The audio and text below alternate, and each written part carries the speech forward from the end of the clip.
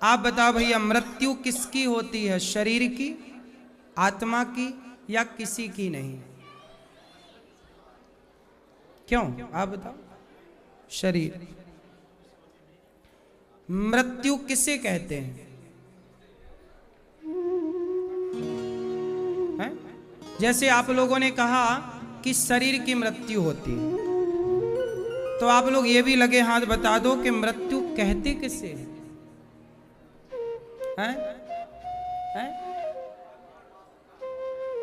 ठीक, आप बताओ मृत्यु किसे कहते हैं?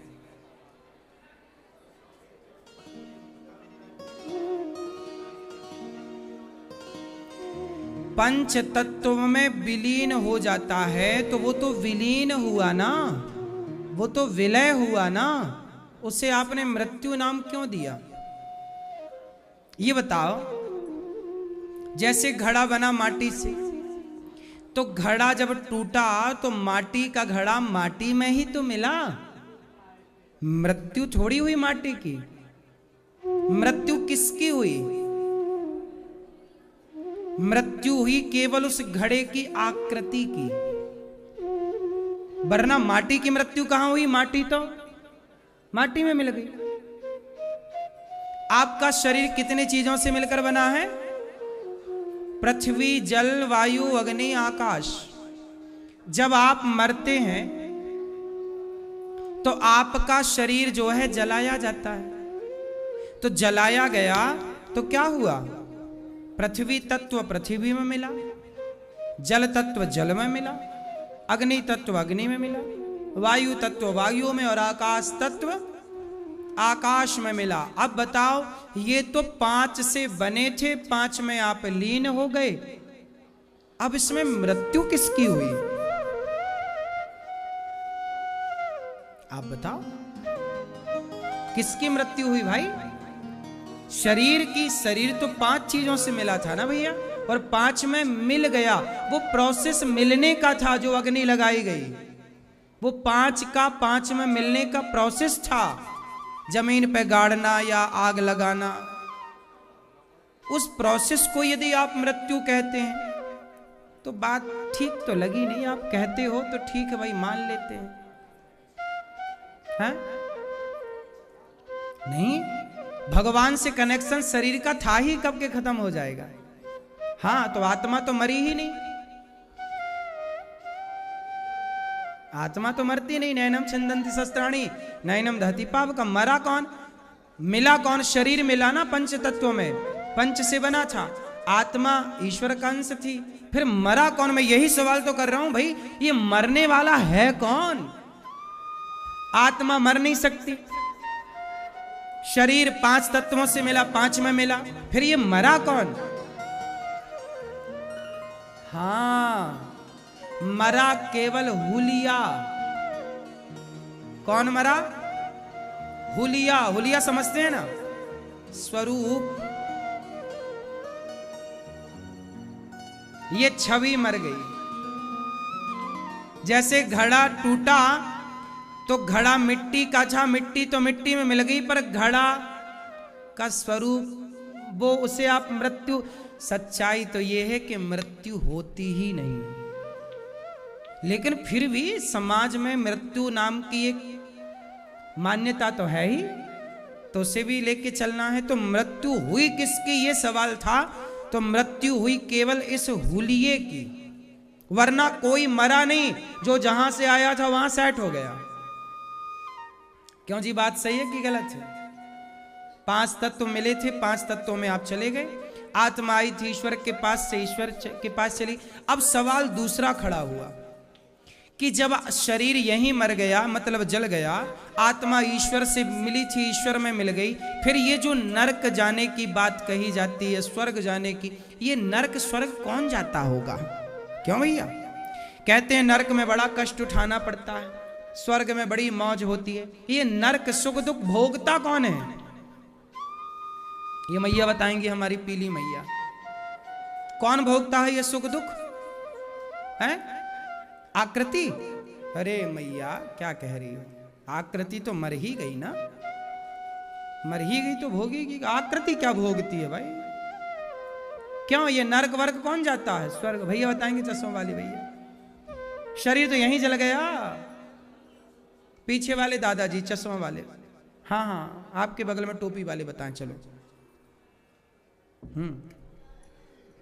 कौन मरा कौन गया, ये स्वर्ग अंदर कौन जाता है? अच्छा हम बताएं। ठीक, हमारा शरीर होता है एक, ये इसे कहते हैं स्थूल शरीर, ये चिता पे जल गया। एक होता है सूक्ष्म शरीर। जैसे आप सोते हो ना तो सपने में आप देखते हो कि आप गंगा जी गए, आप वृंदावन आए, आप हरिद्वार गए। कैसे? सपने में। सपने में देखते हो ना एक शरीर। सपना जब आप देखते हो तो एक शरीर होता है, एक बिस्तर पर सोया होता है, एक सपने में आपके संग होता है। दो हो गए कि नहीं? तो स्वप्न का जो शरीर था उसी का नाम है सूक्ष्म शरीर। जब आप मरते हैं तो स्थूल शरीर जल जाता है, सूक्ष्म शरीर जो होता है आत्मा निकलती है इससे, उस सूक्ष्म शरीर में प्रवेश कर जाती है और यमदूत उस सूक्ष्म शरीर को पकड़ कर ले जाते हैं। वह सूक्ष्म शरीर जो स्वप्न का दृष्टा था, वही सूक्ष्म शरीर चार चीजों से मिलकर, शरीर ये पंच तत्वों से बना, ये शरीर बना पांच चीजों से मिलकर, ये वाला स्थूल शरीर। पर सूक्ष्म शरीर बना था चार चीजों से मिलकर। सूक्ष्म शरीर कितने चीजों से मिलकर बनता है? चार। कौन कौन से? मन, बुद्धि, चित्त, अहंकार, जिसे अंतःकरण चतुष्टय कहते हैं। ये चार के, इसको सूक्ष्म शरीर कहते हैं। हम मरते इसलिए कबीर जी कह रहे हैं ना, माया मरी ना मन मरा, मर मर गया शरीर, आशा तृष्णा ना मरी, कह गए दास कबीर। माया मन कभी नहीं मरता, इसलिए तुम्हारा जो मन है, इच्छाएं हैं, ये कहां है? इच्छाएं शरीर में नहीं है, मन में है। इसलिए यमदूत उस मन, बुद्धि, चित्त, अहंकार के शरीर सूक्ष्म को पकड़ कर ले गए। वही नरक जाएगा, वही नरक जाकर कष्ट सुख दुख भोगेगा, वही स्वर्ग जाएगा। और अगला जन्म होगा आपका तो केवल शरीर बदलेगा, वह सूक्ष्म शरीर जस का तस फिर इसमें घुस जाएगा। आप अनादि हैं, आप सनातन हैं, अनादि हैं। आपका ये शरीर बदला है, शरीर बदलता है। वासांसी जीर्णानि यथा विहाय, वह आत्मा नहीं बदलती। आत्मा क्या है? वही सूक्ष्म शरीर को लेकर चलती आत्मा, वही है सूक्ष्म शरीर। सूक्ष्म शरीर आज इस शरीर को मिला, हम मरेंगे, मरेंगे मीन्स आपकी भाषा में जब मरेंगे जलेंगे तो हमारा ये शरीर, यही अनिरुद्धाचार्य का ये हुलिया खत्म हो जाएगा, हमारे सूक्ष्म शरीर निकलेगा, हमें दूसरी योनि में डाल दिए। ये मोक्ष होना होगा तो भगवान के धाम में भगवान बिठा देंगे, भेजना होगा तो फिर कहीं स्त्री के शरीर या पुरुष का शरीर, कुत्ता बिल्ली जो भी भगवान तय करेंगे, उस शरीर में हमें हमारा सूक्ष्म शरीर डाल दिया जाएगा, हम वो बन जाएंगे। यही चलता है सिस्टम, जन्म मृत्यु, जन्म मृत्यु, जन्म मृत्यु, पुनरपि जननम पुनरपि मरणम। आप लोग करोड़ों बार पहले मर चुके हैं, है ना? कितनी बार मर चुके हैं? मैया बधाई हो, आप करोड़ों बार किसी की पत्नी बन चुकी हो, बधाई हो आपको। आप करोड़ों बच्चे पैदा कर चुकी हो, हर योनि में, हर जन्म में। है कौन हंस रहा? तुम भी तो बन चुके हो। तुम कौन से बच्चे हो? प्रकृति तो सबके लिए है। सब लोग करोड़ों बार जन्म ले चुके हैं, करोड़ों बार मर चुके हैं। आप पिछले जन्म में क्या थी आप मैया? पता नहीं। पिछले जन्म में भी किसी की माँ रही होंगी, किसी की पत्नी, इस जन्म में फिर बनी, अगला जन्म फिर पता नहीं क्या होता है आपका। पुरुष का चिंतन करोगी तो अगले जन्म में खुद पापा बन जाओगी। यही चल रहा है, जन्म मृत्यु, जन्म मृत्यु। इसी से निकालने के लिए सत्संग भैया। और कितना इस दलदल में उलझोगे? एक भगवान की शरण में चले जाओ तो 84 के चक्कर से मुक्ति मिल जाती है। 84 लाख योनियों, यही मुक्ति, यही मोक्ष है। यही जन्म मृत्यु से मुक्त करने के लिए मोक्ष है भैया। मोक्ष की ओर आओ, मनुष्य बने हो ना, बड़े भाग्य मानुष तन पावा, बन लो मनुष्य तो पालो भगवान को, वरना भटकते रहो। दुर्लभो मानसो देहो देहि नाम क्षण भंगुरा। तो बात समझ में आई। इसलिए दास अनिरुद्ध बिल्कुल भगवान की शरण में रहता है, सेवा करता है। मुझे पता है आए मनुष्य बने, हम भी करोड़ों बार पहले जन्म ले चुके हैं, करोड़ों बार हमारा भी जन्म, करोड़ों बार किसी का बेटा बनना, किसी का बाप बनना, करोड़ों बार ये ठोकर खा रहे हैं। इस बार मौका मिला है, वृंदावन मिला, भागवत जी मिली, इस बार लग रहा है कि अब सवार लेते हैं और भगवान की शरण में चलते, अब भटकने से बच जाएंगे। अब थोड़ा उम्मीद लग रही है कि हाँ बचेंगे, अब थोड़ा उम्मीद है कि भगवान की शरण में गए तो हम बच जाएंगे। इसलिए हम प्रभु की शरण में रहते, प्रभु जो हैं आप हैं। इसलिए दास अनिरुद्ध सेवा करता। मैं किसी का दिल नहीं दुखाता, ना किसी को मारता, ना गाली देता, ना मैं सिगरेट पीता, ना शराब पीता। भगवान का प्रसाद खाकर माताओं के पांव दबाकर सेवा करता हूँ। समाज की सेवा जो बन पड़ी सेवा करा। मैं हर पाप से बचता हूँ, क्योंकि पाप करूंगा फिर पाप भोगने आना पड़ेगा।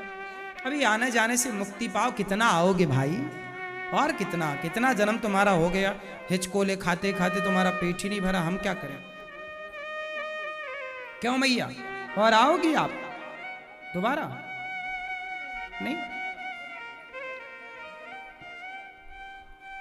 कितनी बार और जन्म लोगे आप लोग?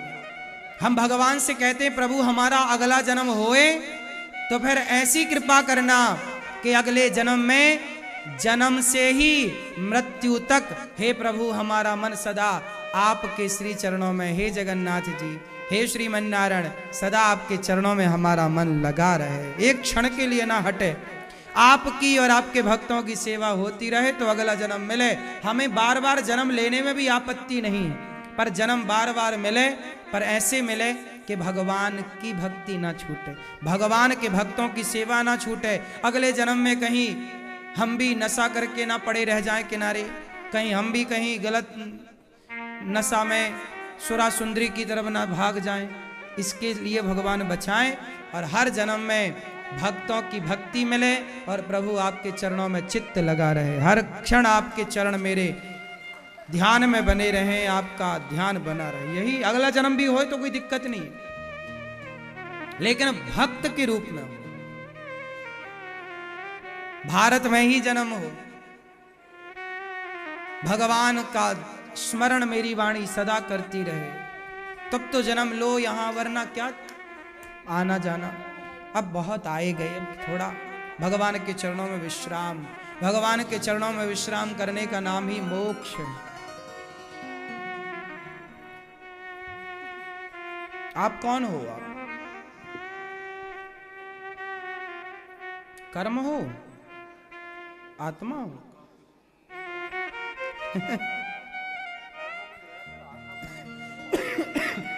कितना सरल है ना ज्ञान की बातें कह देना, मैं आत्मा हूं। वाह, कितना सरल है कह देना, लेकिन इसी सरलता को उतारना कितना कठिन है। मैं शरीर नहीं, मैं आत्मा हूं, यह रट लेने से ना होगा। इसे स्वीकार करिए कि मैं ईश भगवान का दास हूं। बस आप लोग सरल भाषा में मानो तो ये मानो कि हे प्रभु हम आपके दास हैं और जन्म मिला है आपकी और आपके भक्तों की सेवा करने के लिए। बस इतना ज्ञान पर्याप्त है। बाकी ज्ञान में आप पढ़ोगे उलझ जाओगे, क्योंकि अभी वो स्तर ज्ञान का धारण करने योग्य खोपड़ी नहीं है। सही, अभी बस इतना जानो कि मैं प्रभु का दासी हूं और दास। सेवा करना है भगवान की और भगवान के भक्तों की, बस इतना, इतने ही में हम सबका भला होगा। हैं क्या? कारण शरीर, तीसरा शरीर और होता है कारण। पर कारण शरीर का केवल इतना काम होता है कि किस कारण हमें मनुष्य शरीर मिला, किस कारण हमें कुत्ते का शरीर मिला। कारण, हम मनुष्य बने ना निरुद्धाचार्य बना तो कारण रहा होगा, वही कारण शरीर है। तो कारण शरीर मायने नहीं रखता बहुत ज्यादा, क्योंकि कारण तो हो ही गया तब तो बने। इसलिए अब कारण तो है, अब कारण पर क्यों जाना है, बन ही गए हो। अब ये बताओ कि इसे सुधारा कैसे जाए, तो अब सूक्ष्म शरीर है, स्थूल शरीर है, 2 हाथ पे है, तो शरीर से सेवा कर लो और स्थूल सूक्ष्म को भगवान, मन को लगाओ भगवान में और तन को लगाओ समाज की सेवा में, सफल हो जाओगे। ये फंडे हैं, है ना। अब तो आ ही गए, कारण से ही तो आए, वही कारण शरीर जिससे आए।